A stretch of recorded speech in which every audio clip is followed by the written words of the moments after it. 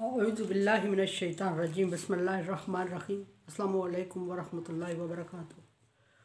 सूरह अनफ़ाल है और सूरह अनफ़ाल की आज आयत नंबर 25 है, पारा नंबर 9 है और रुकू नंबर 17 चला है। और आयत नंबर 24 के आखिर में अल्लाह तबारक व तआला ने फरमाया कि अल्लाह तबारक व तआला इंसान और उसके दिल के दरमियान हाइल है। और फिर फरमाया कि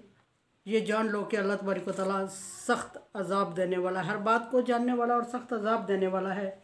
अगली आयत में देखते हैं अल्लाह तबारक व तआला किससे मुखातिब है और क्या फरमा रहे हैं। ग़ज़वा बदर वैसे वाक़यात और हालात चल रहे हैं, दरमियान में ग़ज़वा बदर की कोई आयत आ सकती है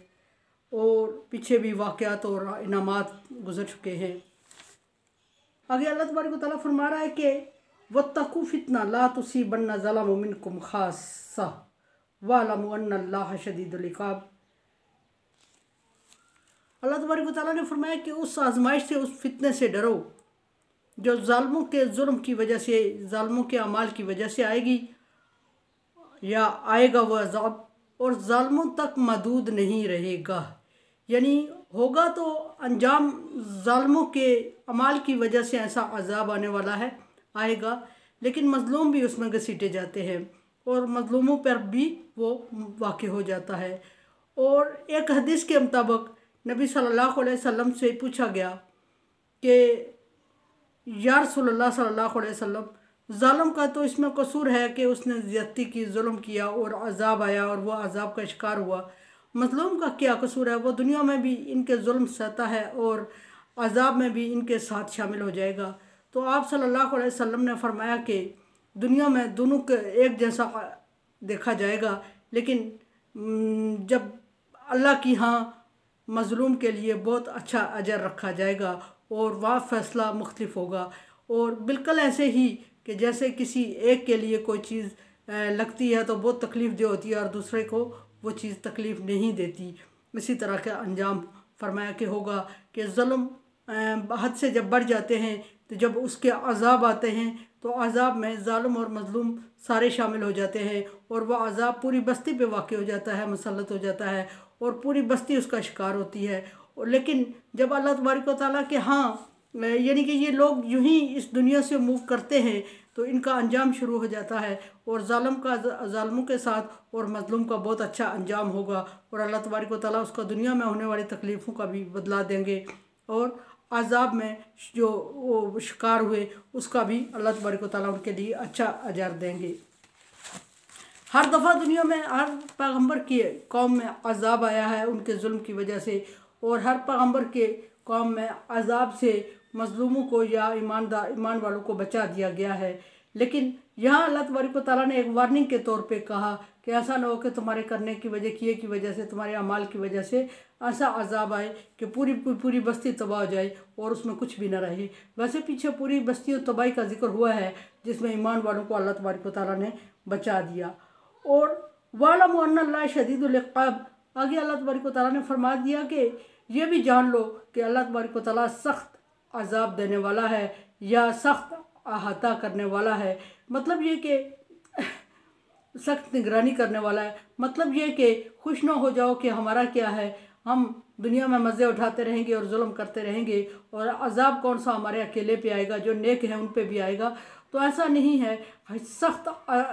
शदीदुल इक़ाब, सख्त अज़ाब देने वाला है, सख्त अंजाम करने वाला है। और अंजाम का मतलब ये है कि नेकों को अंजाम में शामिल नहीं किया जाएगा और उनको उस बुरे अंजाम से निकाल दिया जाएगा। जो अज़ाब आएगा आखिर में वो अल्लाह तबारक व तआला सिर्फ गुनहगारों के लिए करेंगे जिनकी वजह से आया।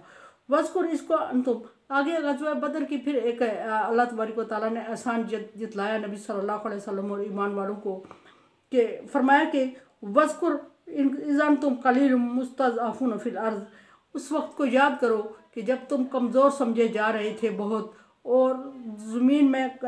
कम थे तादाद में और बहुत कमज़ोर समझे जा रहे थे। तख़ाफ़ून अन यतख़त्तफ़कुमुन नास, तुम्हें डर लग रहा था कि लोग फूंक से तुम्हें उड़ा लेंगे, इस कदर कमज़ोर थे और थोड़े थे तादाद में, फूंक से उड़ा लिए जाओगे। फ़आवाकुम, और मैंने तुम्हें ठिकाना दिया, वाइजदकुम बिनस्रिही, और तुम्हें अपनी मदद के साथ मजबूत किया। इसकी तरफ किसकी तरफ इशारा है? पहली बात यह है कि दो कौल इसमें आते हैं। एक तो नबी सल्लल्लाहु अलैहि वसल्लम का हिजरत मदीना की तरफ इशारा है कि एक कौल के मुताबिक ये भी शामिल है कि आप सल्लल्लाहु अलैहि वसल्लम में मक्के में इतने कमज़ोर थे और ईमान वाले कि इतने थोड़े थे तादाद में और इतने कमज़ोर थे कि कुफ़ार से इस तरह डर रहे थे गोया फूंक मार के उड़ा दिए जाएंगे, वो इतनी कमज़ोर तादाद में थे। फिर अल्लाह तबारक व तआला ने उन्हें मदीने में हिजरत करने का हुक्म दिया और मदीने में उन्हें मजबूत किया, और इस कदर मजबूत किया कि आप सल्लल्लाहु अलैहि वसल्लम मदीने के हाकिम मुकर्रर हुए, रियासत मदीना की इब्तिदा हुई। और इतनी मजबूती दी कि एक रियासत का हाकिम मुकर्रर होता है वो बंदा जिसको मक्के से जान बचा के भागना निकलना पड़ा, इसकी तरफ इशारा है। दूसरा, लोग कुछ मुफस्सिरीन लिखते हैं ग़ज़वा बदर की तरफ इशारा है, और ग़ज़वा बदर में भी यही था कि मुसलमानों की तादाद इस कदर कम थी और इस कदर थोड़े थे मुसलमान और इतने कमज़ोर थे कि ख़ुद नबी सल्लल्लाहु अलैहि वसल्लम ने अल्लाह तबारक व तआला से ये दुआ मांग ली कि अल्लाह तबारक व तआला अगर आज ये मुट्ठी भर लोग शिकस्त खा जाएंगे और मारे जाएंगे तो दुनिया में तेरा नाम लेने वाला कोई नहीं होगा। ये एक ऐसी दुआ थी जो इंतहाई बेचैन नबी की अल्फाज थे और बहुत बेचैनी और बहुत मायूसी के आलम में थे और बहुत दुखी अंदाज में नबी सल्लल्लाहु अलैहि वसल्लम ने दुआ मांगी थी। और उस ग़ज़वा बदर में मुसलमान इतने कमज़ोर समझे जा रहे थे कि गोया कुफ़ार की एक फूंक से वो मर जाएंगे, और अल्लाह तबारक व तआला ने उन्हें इस कदर मजबूत किया कि जरी लश्कर पर गालिब कर दिया। और जब एक जरी लश्कर पे गालिब हुए तो वही मुसलमान जो कमज़ोर समझे जा रहे थे उन्होंने कुफ़ार को शिकस्त दी, कैदी बनाया, माल गनीमत इकट्ठा किया और कुफ़ार को कैदी बना के लाए। कुफ़ार की लोंडियाँ उनकी अहले मक्का की मुसलमानों के हाथ आई, ग़ुलाम आए, और वो इस तरह मुसलमानों को अल्लाह तबारक व तआला ने अपनी मदद के साथ मजबूत किया। ये दोनों तरफ इस तरह वाक़या मजबूत दोनों दलाइल आ रहे हैं कि अगर हिजरत मदीना की तरफ देखा जाए तो भी अल्लाह तबारक व तआला ने नबी सल्लल्लाहु अलैहि वसल्लम को मदीने की रियासत बनाकर सौंप के बहुत बड़ा एहसान किया, और एक ऐसे छोटे से ग्रोह जिसको बज़ाहिर ज़िंदगी गुजारने के लिए आसार नहीं लग रहे थे उसको किसी मुल्क का बादशाह बना लेना ये एक बहुत मामूली बात नहीं है, बहुत बड़ी बात है। और इसकी तरफ अगर समझा जाए तो ये भी बहुत अच्छा वाक़या और इसके साथ मुफस्सिरीन ने लिखा और फिट आ रहा है। और ग़ज़वा बदर भी इसी तरह का वाक़या है कि जब मुसलमानों को कमज़ोर और मजबूर और बेबस और लाचार समझा जा रहा था और मजाक उड़ाया जा रहा था, और कुछ लोगों ने कहा था ये किधर जा रहे हैं, फिर दूसरों ने कहा कि इनको इनके दीन ने धोखे में रखा हुआ है कि ये दो चार लोग हैं और हज़ारों के हिसाब से जंगजू के साथ मुकाबले के लिए जा रहे हैं और इनका दीन इनको धोखे में रखा हुआ है और ये समझ रहे हैं कि हम दीन की वजह से गालिब आ जाएंगे, जबकि इनके हाथों में कुछ भी नहीं है और इनके पास खाने पीने की तक की चीज़ें नहीं हैं, तो ये क्या करेंगे। और ऐसी जगह पर फिर जब चंद सौ मुसलमानों को जब फतह होती है और वही लोग जो उस वक्त मुसलमानों का मजाक उड़ा रहे थे वो कैदी बन के मुसलमानों के हाथ आते हैं, तो ये भी बहुत बड़ा वाक़या है और बहुत बड़ी मजबूती की तरफ इशारा है। और फिर फरमाया कि वायदकुम बिनस्रिही वरज़क़कुम मिन तय्यिबात लअल्लकुम तशकुरून, और पाकीज़ा रिज़्क़ में से तुम्हें अता किया ताकि तुम शुक्रगुजार बनो। रिज़्क़ के बारे में अगर देखा जाए तो रिज़्क़ भी इन दोनों वाक़ों के साथ रिलेटेड है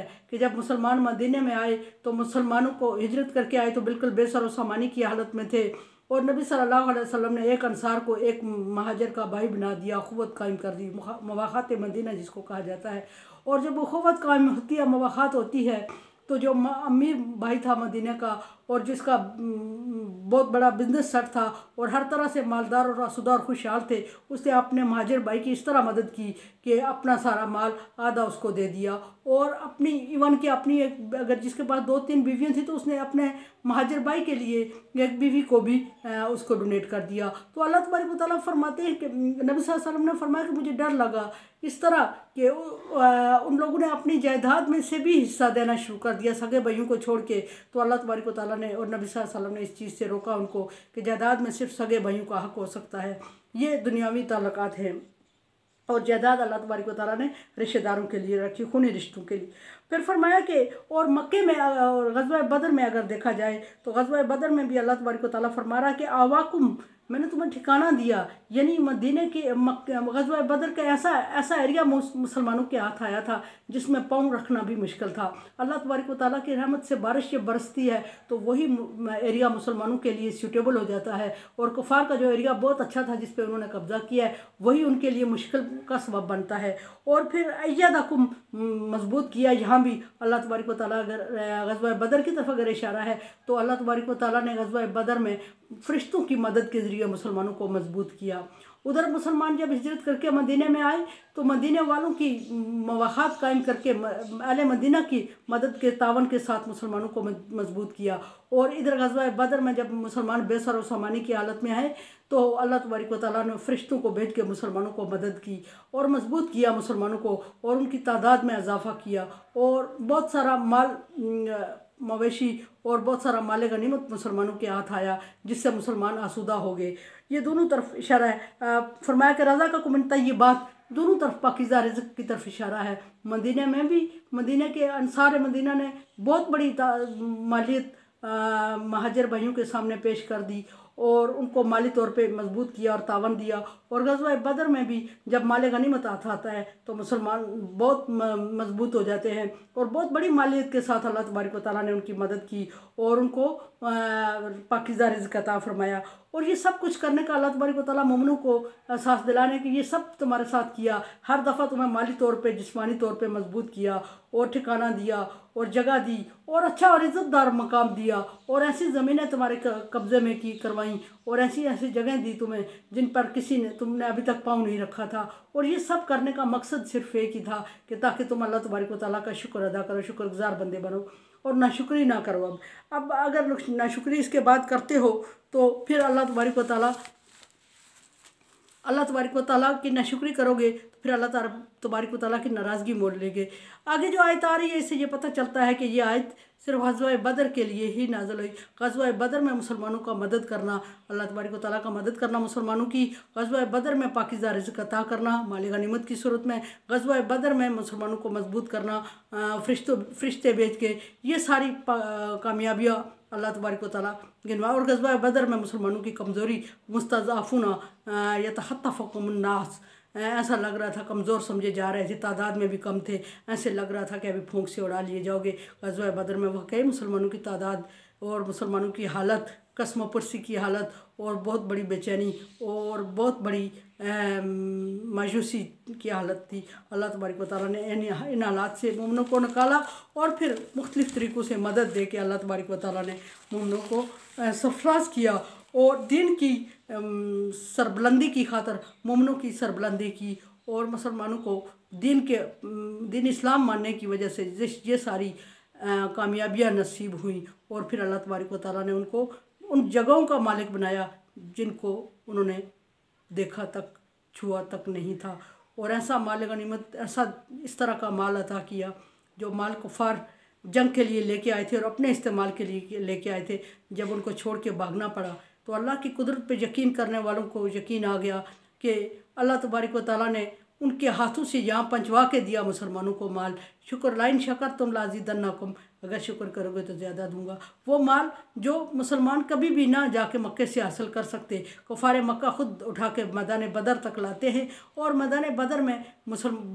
मुसलमानों के लिए ख़ुद छोड़ के जाते हैं। तो देखें कि अल्लाह तबारक व तआला ने ईमान की बरकत से मुसलमानों को उनका माल, कुफार के अपने हाथों से उठवा के मुसलमानों के दरवाजे पे पहुँचाना कितना बड़ी अजर और कितनी बड़ी कामयाबी और मजबूती मुराद है इससे। मेरे चैनल को आप सब्सक्राइब कर रहे हैं, thank you so much. Like dislike as you like, मेरे लिए दुआ किया करें। ला खौफुन अलैहिम वला हुम यहज़नून में कर दे अल्लाह ताला दुनिया में भी और आखिरत में भी। अल्लाह हाफिज़।